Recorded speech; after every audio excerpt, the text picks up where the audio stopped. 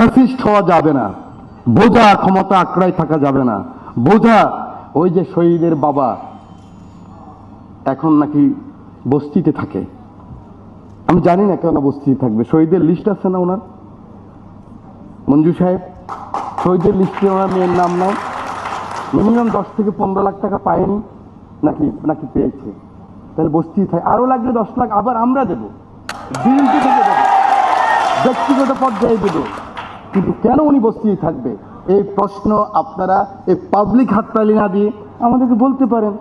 মাননীয় মামুনুল হক সাহেব সবচেয়ে আমরা পছন্দ করি, লোকটা যদি আসতো, মঞ্জু যদি আসতো, আসিফ যদি আসতো, জুলাই বিপ্লবের তারা যদি আসতো, আপনাদের বিপ্লবী নেতা ফুয়াদ, তাকে বলছিলাম ঢাকা ইলেকশনে দাঁড়াও ভাই, পাস করে ফেলবা।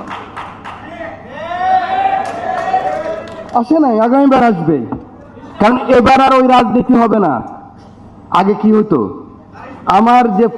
আমার যে ম্যানিফেস্টো যেটা নিয়ে ভোটে গেলাম, আমরা যাই বারবার গিয়েছি, 1 বছর যাওয়ার আগেই স্যার আছেন এখানে উপস্থিত, মঈন খান স্যার, আমাদের রিপন ভাই আছেন, আমরা আমাদের ওই ম্যানিফেস্টো না কইরা আগামী 5 বছর কিভাবে থাকবো ওই ধান্দাই তো করছি নাকি সবাই।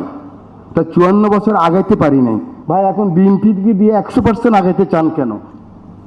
20% আগাক, 25% আগাক, মামুনুল হক সাহেব সুযোগ দেন আমাদেরকে। আপনারা আগামীবার আসবেন, আমরা ওখানে থাকবো, আপনারা আবার 25% বাড়াবেন, 30%, তাহলে 3 পার্লামেন্টে তো 100% হয়ে যাবে।